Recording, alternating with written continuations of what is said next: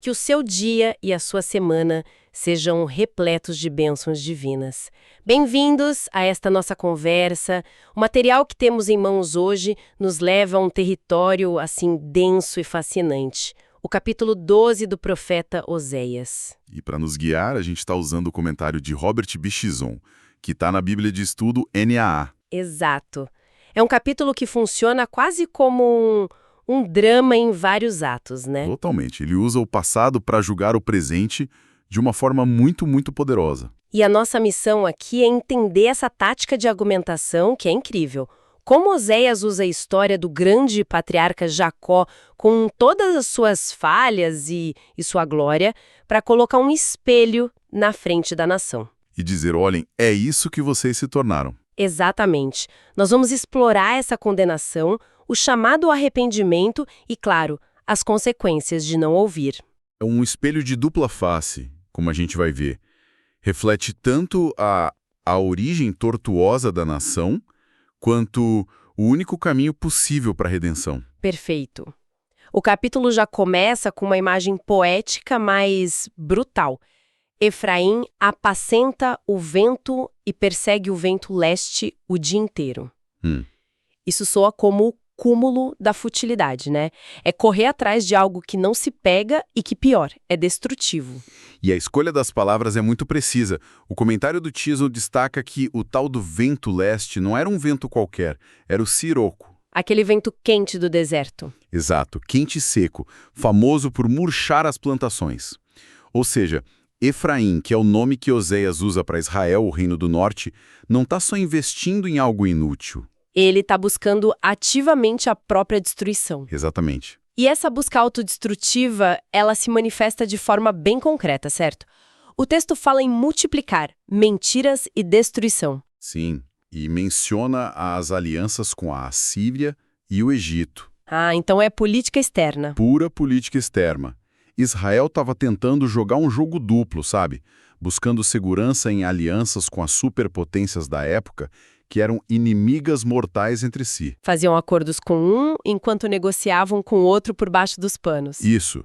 Uma política baseada no engano, na deslealdade, que só podia terminar em desastre. Eles achavam que estavam manipulando a geopolítica, mas na visão do profeta estavam só apacentando o vento. E nesse contexto, aquele detalhe sobre levar azeite para o Egito. Nossa, isso ganha uma força tremenda. Não é só um item de comércio. De jeito nenhum. O que é fascinante aqui, como a análise aponta, é que o azeite era um produto de altíssimo valor. Certo. Frequentemente usado como tributo ou em cerimônias para selar um pacto de vassalagem. Ah, então levar azeite para o Egito era um ato político. Exato. Era Israel, a nação de Deus, se curvando e jurando lealdade a um poder humano, e não qualquer poder. O mesmo de onde Deus os havia libertado. É a traição no nível mais profundo. E essa traição política e religiosa tinha um reflexo direto na vida do povo, na sociedade. Inevitavelmente, a infidelidade a Deus lá fora se espelhava na injustiça dentro de casa. E a acusação não para em Israel, né? O profeta vira o holofote para o sul e diz que Deus também tem uma controvérsia com Judá. Pelo visto, ninguém ia escapar. Ninguém. Isso é interessante porque, em outras partes do livro, parece que Oséias dá um pequeno alívio para Judá, né? Sim, como se eles estivessem um pouco melhores. Mas aqui não. O texto é claro. Deus vai castigá-los segundo a sua conduta. A régua da justiça divina era a mesma para todos. E é nesse momento de acusação geral que Oséias faz a sua jogada de mestre. Para provar o ponto dele, ele não cita um rei recente, uma batalha. Não. Ele vai até a certidão de nascimento da nação. Ele invoca Jacó. É uma acusação pesadíssima. Ele começa no útero. No ventre, Jacó pegou no calcanhar de seu irmão. Ele está dizendo que essa tendência para o engano, para a trapaça, está no DNA da nação desde o primeiro momento. Nossa. Exato. O comentário ressalta que o próprio nome Jacó, Yaakov, é um jogo de palavras com a palavra hebraica para calcanhar, akev. Significa aquele que segura o calcanhar, que era uma expressão para suplantador, enganador. E a vida dele confirma isso. Totalmente. Engana o irmão Esaú para ficar com a primogenitura, depois engana o próprio pai, Isaque, para roubar a bênção. Oséias está dizendo para a nação, Vocês, que se orgulham de serem filhos de Jacó, estão agindo exatamente como o lado mais sombrio dele. É uma acusação pesada comparar a nação inteira com o lado trapaceiro do patriarca. Mas a história de Jacó é fascinante, porque ele não termina assim, né? Não mesmo. Ele é o homem que luta com Deus e sai transformado, com um nome novo. Oséias está usando os dois lados da moeda, o engano e a transformação. Perfeitamente colocado. Esse é o ponto central. Oséias não usa Jacó só para acusar. Ele usa para mostrar saída. Ele lembra daquela noite em Peniel. A luta com o anjo. Isso, onde Jacó, sozinho, desesperado, luta com um ser divino e ele se agarra e diz: "Não te deixarei ir, se não me abençoares." Ali, o enganador se torna alguém que busca a bênção de Deus a qualquer custo. E ele sai da luta mancando, mas com um novo nome: Israel, aquele que luta com Deus. A fraqueza dele vira o sinal da sua transformação. Exato. E Osés também menciona Betel, o lugar onde Jacó teve o sonho da escada e onde Deus fez uma aliança com ele. E para onde ele volta depois, para renovar essa aliança. O profeta está apresentando um modelo completo. O mapa do caminho de volta. Um mapa. Jacó reconheceu o desespero, confrontou a Deus, se agarrou à bênção e voltou ao lugar da aliança.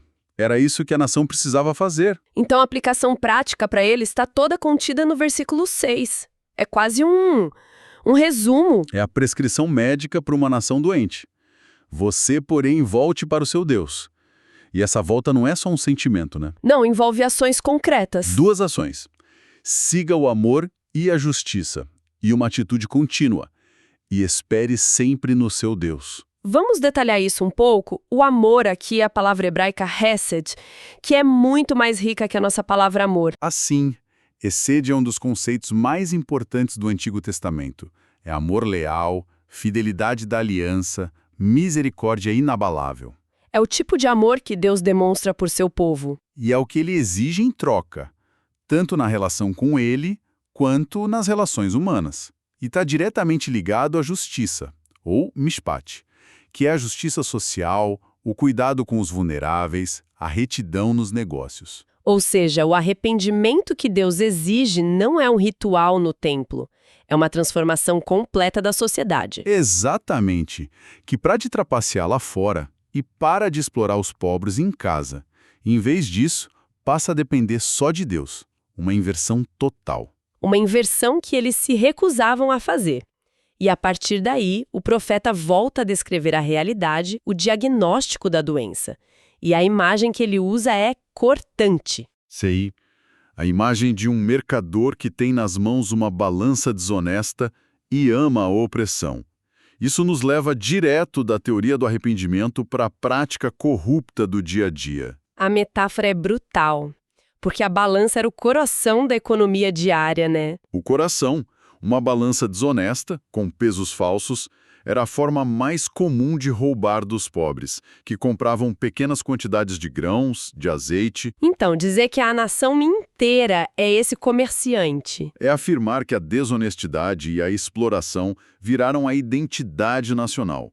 Eles não apenas praticavam a opressão, o texto diz que eles as amavam. O que torna tudo pior é a justificativa que eles dão a si mesmos no versículo 8, é impressionante. A cegueira, né? Total. Efraim diz: certamente fiquei rico, não encontrarão em mim nenhum delito, nada que seja pecado. É a teologia da prosperidade totalmente distorcida.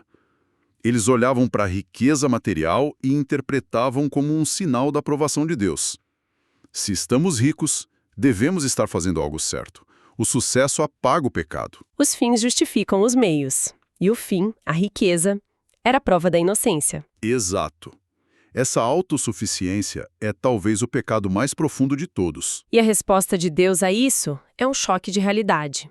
Ele diz: mas eu sou o Senhor seu Deus. Desde a terra do Egito, eu ainda os farei habitar em tendas. É um lembrete devastador. Deus está dizendo, vocês se esqueceram de quem eu sou e de quem vocês são. A nossa relação começou quando vocês eram escravos, sem nada, e eu libertei vocês. Toda essa riqueza não foi criada pela esperteza de vocês. Tem origem na minha graça. Perfeito. E a ameaça de fazê-los habitar em tendas de novo é fascinante, porque, por um lado, remete à festa dos tabernáculos, que era uma celebração alegre. Sim, da provisão de Deus no deserto. Mas aqui o tom é outro, né? Soa muito mais como um castigo. É uma ameaça com uma ironia amarga. A festa era uma celebração voluntária para lembrar da dependência. Deus está dizendo, já que vocês se recusam a lembrar, eu vou forçar a situação. Vou tirar seus palácios, suas riquezas e jogar vocês de volta num estado de total dependência. É uma profecia do exílio que vinha vindo, onde eles iam perder tudo e viver como refugiados. Deus ia, zerar o jogo para quebrar o orgulho deles. Depois dessa advertência, parece que a frustração divina transborda. Deus basicamente diz que já tentou de tudo para avisá-los. Sim, falei aos profetas e multipliquei as visões e pelo ministério dos profetas propus símiles. Ele enviou mensagens de todas as formas possíveis. E a nação simplesmente ignorou. Oséias menciona 2 lugares específicos de Gileade e Gilgal. Eram centros importantes com história religiosa que se tornaram focos de idolatria, símbolos da corrupção. E a poesia hebraica aqui é cortante. O comentário do Tison aponta algo que a gente perde na tradução. O profeta diz que os altares de Gilgal vão virar montões de pedras nos sulcos dos campos. E o trocadilho é genial e terrível ao mesmo tempo. A palavra para montões de pedras em hebraico é galen. Espere, ele está fazendo um trocadilho com Gilgal, o lugar sagrado Gilgal, vira literalmente um monte de entulho, Galim. Exatamente isso. É genial e brutal. A própria palavra se torna o juízo. A destruição está embutida no som do nome. Imagem da desolação absoluta. A religião deles se tornaria ruínas. E como um golpe final, o profeta volta a Jacó uma última vez. Mas agora para contrastar a origem humilde com a arrogância presente. Isso. Ele lembra que Jacó fugiu, foi um refugiado, que serviu como pastor por suas esposas. É o argumento final contra o orgulho deles. Vocês se acham grandes, mas seu pai fundador era um fugitivo, que não tinha nada. E logo em seguida, ele lembra que a nação foi salva da escravidão e guiada por meio de um profeta, Moisés. Então a lógica é, seu ancestral era um servo humilde e sua nação foi salva por um profeta. A humildade e a obediência estão na raiz da sua identidade. E mesmo assim, o texto conclui. Efraim amargamente o provocou a ira. Rejeitaram completamente o próprio legado. A análise sugere que essa provocação final, a gota d'água, foi a idolatria persistente. O pecado de dar a outro a glória que pertence só a Deus. E por causa dessa rebelião teimosa, a consequência se torna inevitável. Sim, o texto termina de forma sombria. Diz que o Senhor lhe retribuirá pelas suas afrontas. O juízo estava selado. Não tinha mais o que negociar. Ao juntar todas as peças, esse capítulo é uma obra-prima de retórica. Oséias usa a figura complexa de Jacó não só para acusar, mas para oferecer um diagnóstico completo. Exato. Ele mostra como o engano e a autoconfiança sem Deus levam à ruína, tanto nacional quanto pessoal. E, ao mesmo tempo, ele usa a transformação de Jacó para mostrar que a mudança é possível. Mas exige um confronto doloroso, honesto com Deus, e que resulta num compromisso real com a lealdade e a justiça. Não tem atalho. Isso levanta uma questão importante sobre como a gente lida com a nossa própria história, nossas falhas, seja como indivíduos ou como comunidades. Oséias nos mostra que confrontar o passado, incluindo as partes desonestas, vergonhosas, é o primeiro passo indispensável para um retorno genuíno ao que é certo e justo. Não dá para construir um futuro saudável ignorando as rachaduras da fundação. E talvez o ponto mais desconfortável do capítulo seja essa autossuficiência de Efraim. Aquela convicção de que o sucesso material era prova de retidão moral. Exato. Eles não se sentiam culpados porque se sentiam bem-sucedidos. E isso nos deixa com um pensamento final para reflexão. O texto descreve uma nação convencida de que sua riqueza justificava suas ações e apagava seus pecados. Isso nos desafia a olhar para dentro e perguntar: onde é que nós fazemos isso? Exato. Em que áreas de nossa vida podemos estar usando nossos próprios sucessos financeiros, profissionais ou até ministeriais como um escudo para nos cegar diante de injustiças que cometemos ou de falhas de caráter que precisamos desesperadamente enfrentar. Uma pergunta que ecoa com a mesma força hoje como ecoava nos dias de Oséias. Deus abençoe todos os ouvintes.